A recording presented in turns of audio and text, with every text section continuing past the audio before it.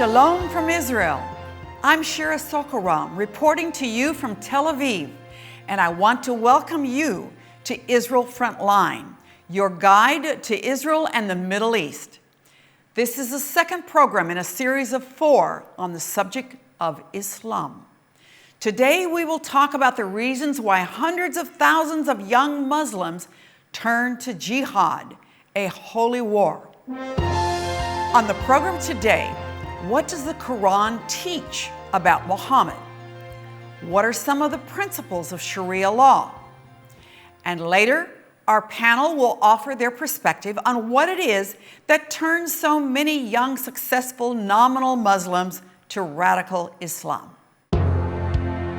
Virtually all Muslim organizations, movements, and jihadists have one overarching goal: to establish a worldwide Islamic caliphate with all nations under Sharia law. It is true that masses of Muslims know little of the theology of Islam, and it is estimated that only about 15% of Muslims really believe in the classical, historic Islamic jihad taught and practiced by Mohammed. Nevertheless, this is a formidable number of violent-prone Muslims, about 240 million jihadist potentials out of 1.6 billion. But what is it in Islam that excites hundreds of thousands of young Muslims around the world to choose jihad? What is the underlying appeal to cause even a growing number of girls to be lured into becoming a Muslim womb, to expand the Islamic State by birthing Islamic babies? We start with the Quran.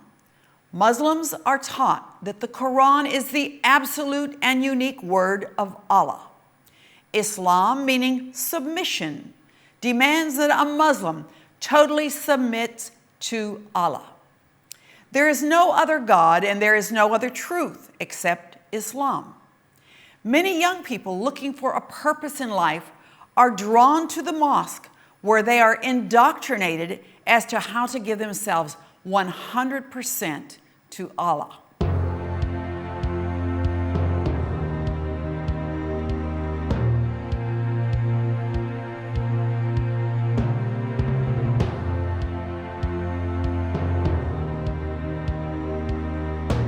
Mohammed is the absolute perfect example to young Muslim candidates for jihad, the pure role model sent by Allah. They are taught that all Muslims are commanded to follow his example. Descriptions of him in Islamic literature portray him as a very handsome man, beautiful black curly hair and large black eyes, aquiline nose, and mouth wide and finely shaped. Here's a quote: "His skin was white, but tanned by the sun. In addition to his natural beauty, there was a light on his face. No doubt he had great charisma, and no doubt he was spiritually anointed by his God, Allah." During the last 10 years of his life, after he fled to Medina, he brought the known Arab world under the domination of Islam, and he did it by the sword. In those last 10 years, he sent out his militias to some 77 jihad operations, and he himself physically led 27. He also massacred thousands of innocent Christian men, took their wives and children, and established institutional slavery, making the enjoyment of sex slaves a foundational part of his religion. There are discussions in the Hadith, stories written by his followers, too gross for this program, as he gave permission for his men to rape wives in front of their infidel husbands before the jihadists killed the men. Mohammed forced multitudes of Christians to convert to Islam by killing the men and enslaving the women and children. The caliphs had harems of hundreds, sometimes thousands of young girls and women captured from lands as far away as Europe, and consigned to sexual slavery.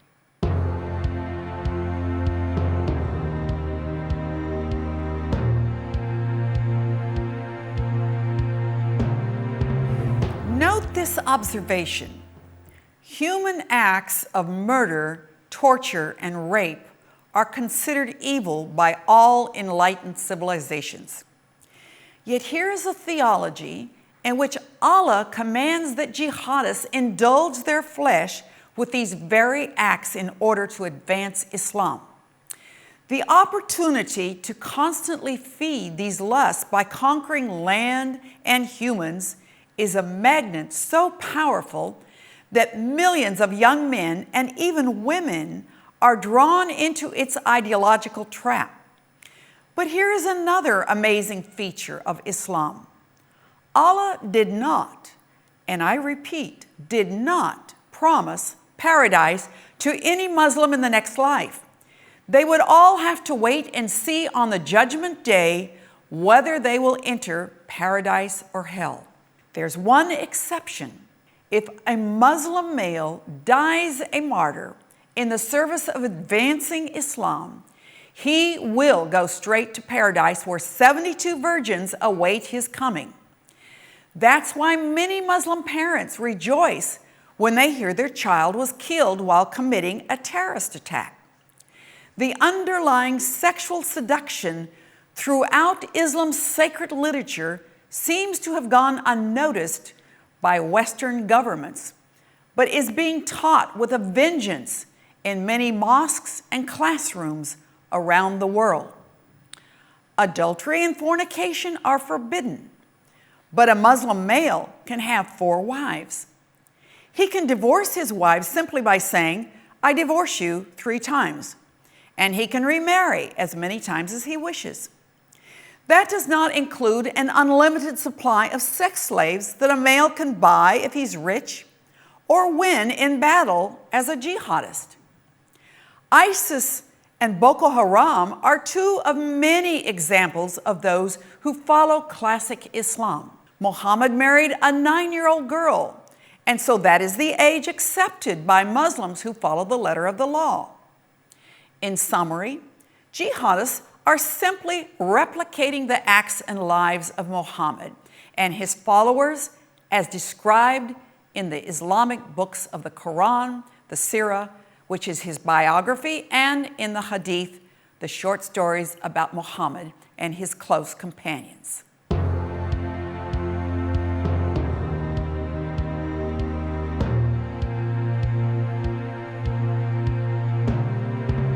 Considering the rules of Sharia, if tolerance means allowing people of other faiths the same religious liberties Muslims enjoy, then Islam is fundamentally the most intolerant religion under the sun.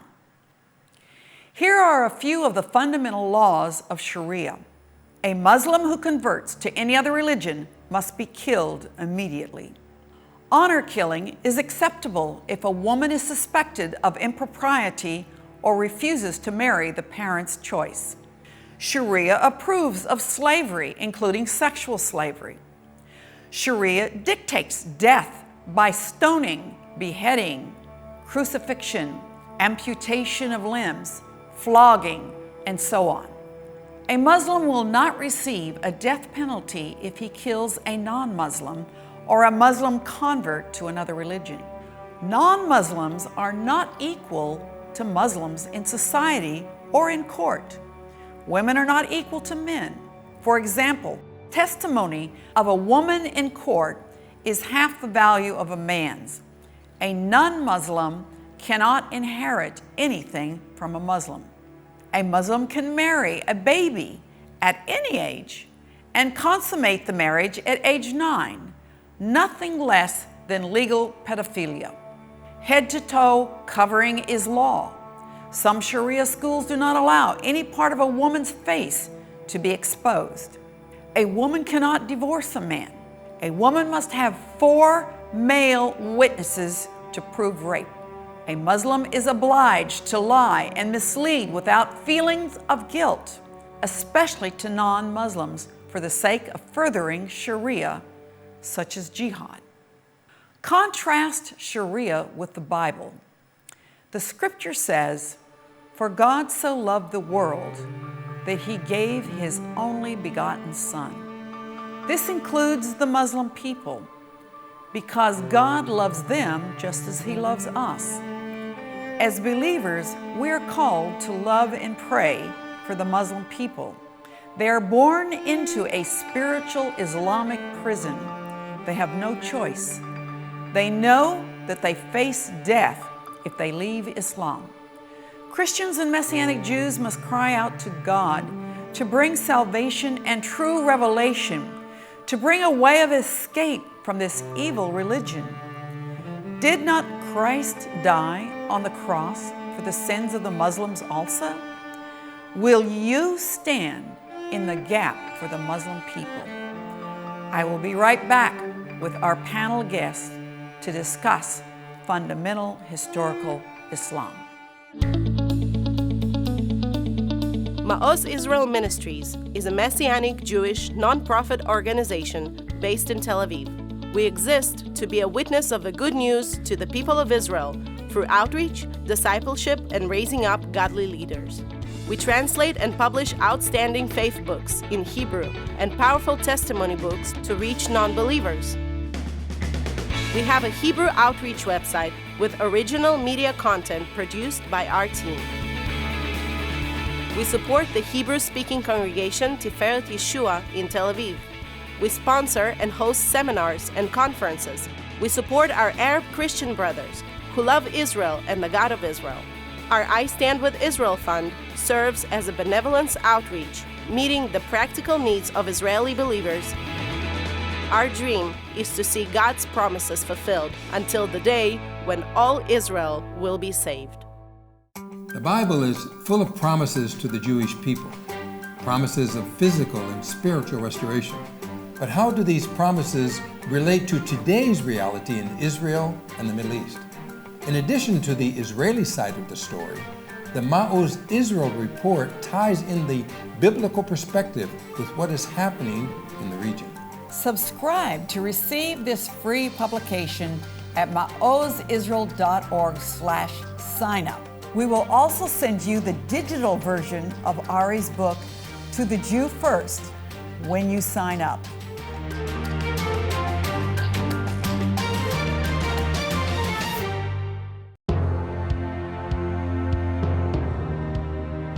Welcome back to Israel Frontline. Today in the studio with me are Mati Shoshani, Director of Operations for TBN Israel from Jerusalem, and Yosef Haddad, an Israeli Christian Arab pastor from northern Israel. Thank you for being here with me today. It's great to be here. There is not another religion in the world that consistently produces terrorists in the name of God as does Islam. The most dangerous Muslims are nearly always those who interpret the Koran most literally. They're fundamentalists or the more devout of the faith, right? And believe in Mohammed's mandate to spread Islamic rule by the sword, putting to death those who will not submit. In the absence of true infidels, they will even turn on each other. These fundamentalists take literally the commandment to follow Mohammed as their role model.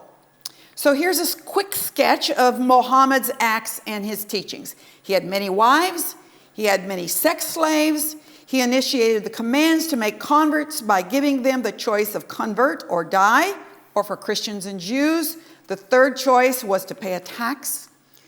Whoever he conquered, he took their possessions, money, women, and children, all for Allah.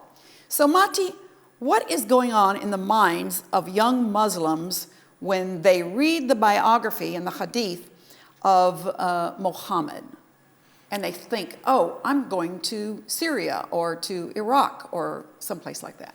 Well, there are two questions on the table. One, just to sort of reiterate what you said, the roots of Islam, unlike Christianity and Judaism, are embedded in violence, in plunder, in a lot of negative aspects. This whole idea of Islam being a peaceful religion came after centuries of them plundering the entire Middle East and much of Europe.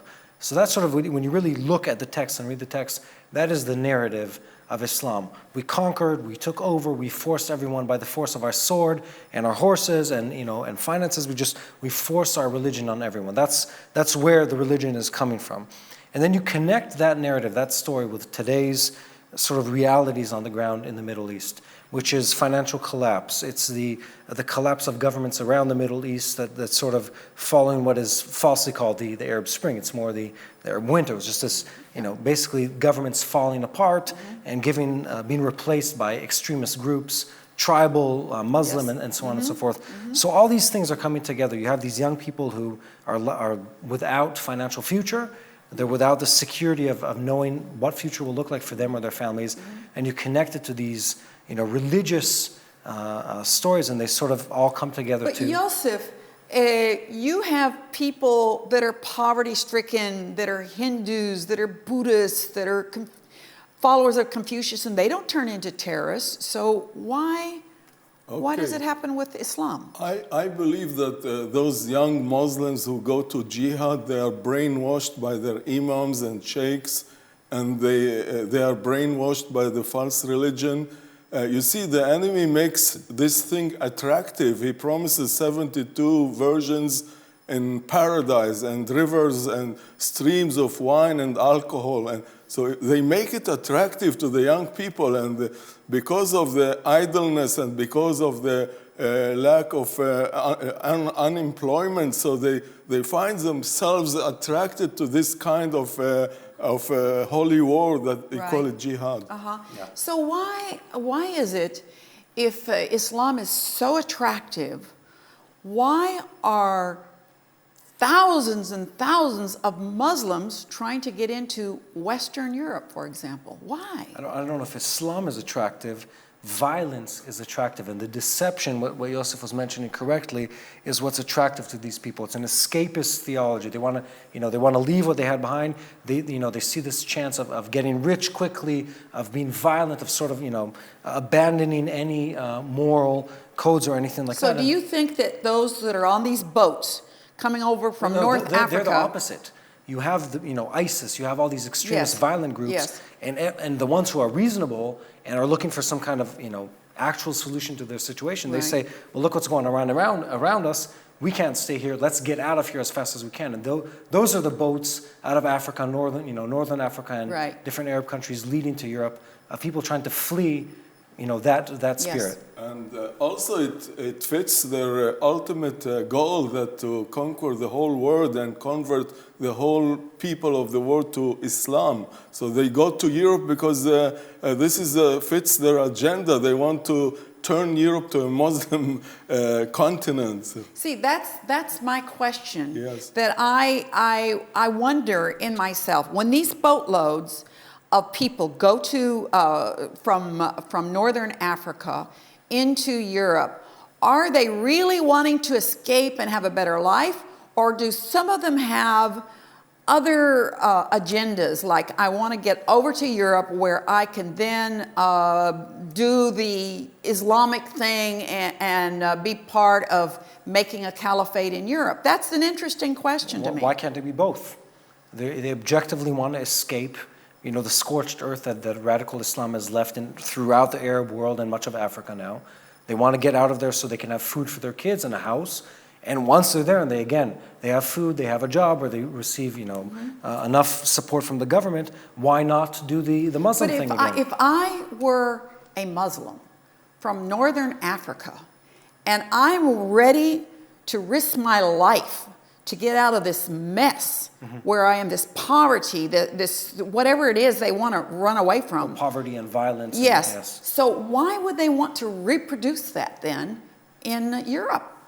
Well, it's a culture. Crazy. Yes, it is, but it's a culture and mindset that they're in.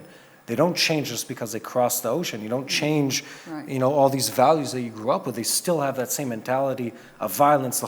The ideology of Islam still remains the same. It hasn't Also, changed. they know very well that through a high birth rate, they can conquer Europe peacefully without using any Right. weapons or ammunition. So they want to implement the Sharia law on Europe, on the US, everywhere. This is their ultimate goal, to turn the whole world to a Muslim caliphate. Okay, so if that's the case, Mati, why do liberal universities, let's say in the United States, a lot of them are atheists, they have very little regard for any kind of religion, and the mainstream media in the same boat, but they have a great problem with Christianity, but they seem to easily connect to defend Islam. Can you explain that? Yeah, there's sort of two answers to that question. One is that people who are atheists, it's not that they just believe that there is no God. I mean, their faith is that there is no God. They want to prove there isn't one. So they sort of join forces with Islam, trying to disprove Christianity. That's part of the agenda. Now, another one is, and this is, a lot of people don't like to talk about this, many of the research institutes and so on, think tanks in the US, and many of the most exquisite and expensive universities are funded by Muslim governments. That's true. And people don't know they're funded by the Saudis and so on and so forth. And these are not small amounts of money. So they're funding them, whether they like to admit it or not. They sort of start shifting their opinions in favor of Islam. And Christianity is sort of opposed to Islam, so that goes, in tow with that same ideology. Okay. This is a spirit of compromise, humanism. They try to receive them and help them out of a humanistic point of view and perspective. So compromise has to play a big role here in this issue. I just want to comment on one thing. It's sort of, you mentioned this humanistic mindset. It sort of plays together. The West has this idea that, we should just be accommodating to all religions, and if we let everyone practice their religion, they'll live in peace. And Islam, and especially, in Europe, you see this, a lot of this, they sort of pick up on that frequency, and they say, yes, there should be religious freedom to all, and you should be tolerant of our religion, and it slowly turns the message into, you should be tolerant to our religion, which is Islam, and start, you cannot slaughter animals in a way that's not kosher for Islam, and you cannot do this because it's opposed to Islam, and it's offensive to Muslim, and don't prevent us from praying and erecting our mosques in your capitals because it's offensive to Islam. So as they grow more powerful, it's not just be tolerant to religions, be tolerant to our religion, period. I would like to add one more thing. I think Europe had lost its moral and spiritual compass. Yes, I agree with you that I see that as the West gets further and further away from the truth of the Bible, then they are much more interested in things like, Islam. Yosef, should Christian pastors and leaders acquaint themselves with Mohammed's life? That's something that I think very few leaders ever have. Is it worth it? Should they really know what Mohammed said? I believe they at least should know the basic things of Muhammad's life and his biography. For one reason, in order to, when you know your enemy, you have better strategies how to win him and lead him to Christ. Right. Yes. And you'll see people in many communities, even in the US now, people are sort of falling into this trap of, peaceful Islam and so on and so forth. You see a lot of it in the African American community, where they believe this lie. It's nothing but a lie. Yes, it's a religion of peace, and it's the way to improve our community and so on and so forth. And once they find out what the truth is, of course, they're sucked into this lie of a religion. That's what happens. But this is one of the craziest lies I've ever heard of in my life, because the world is on fire, mainly Islam. And you're right, there's whole communities in the United States who can somehow identify with what's going on, of cutting people's heads off, crucifying them, raping and everything. And there's a connection with some communities. This is the spirit of stupor. They don't understand the general picture. If they keep being With this apathy, they will end up having the extremist Muslims at their homes. Yes. Well, that's all the time we have for today's Israel Frontline. Thank you for watching. I hope you gained valuable insight and that you will share this information with your family and friends. For more information concerning the fundamentals of the Islamic religion and what you can do to help prevent its continuing spread in America, order my new book, The Secret Radical Islamic Plot to Conquer America, together with a DVD of this series of 4 episodes on Islam as Mohammed taught it. I also encourage you to sign up to receive our free monthly Ma'oz Israel report straight from Israel. In it, I write about events happening in Israel and the Middle East from an Israeli Messianic Jewish point of view. My purpose is to keep Christians and Messianic Jews abreast of what is really happening, news you will not see or hear in the mainstream media. Please join us next week for the 3rd in our 4-part series about Islam. We will talk about the Muslim Brotherhood and its self-proclaimed strategy to take over the United States of America. On behalf of our team and myself, blessings and shalom from Tel Aviv. The Ma'oz Israel Report is a free monthly publication of Ma'oz Israel Ministries.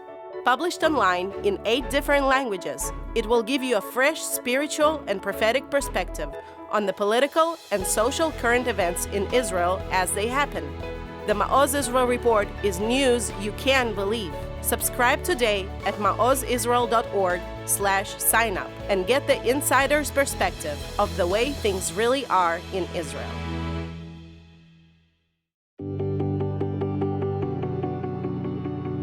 I Stand with Israel is a benevolence outreach of Ma'oz Israel Ministries. Since its establishment in 2002, we have distributed over $4 million to meet the practical needs of Israelis, believers and non-believers. We support Arab believers and Ethiopian congregations. We provide financial aid and medical assistance. We grant education scholarships to students and children who study music. We partner with other ministries and sponsor conferences. We help individuals and businesses persecuted for their faith in Yeshua. Because of the generosity of our partners around the world, we have a privilege to help people in need, reaching out to them with the love of God in a practical way. We invite you too to stand with Israel.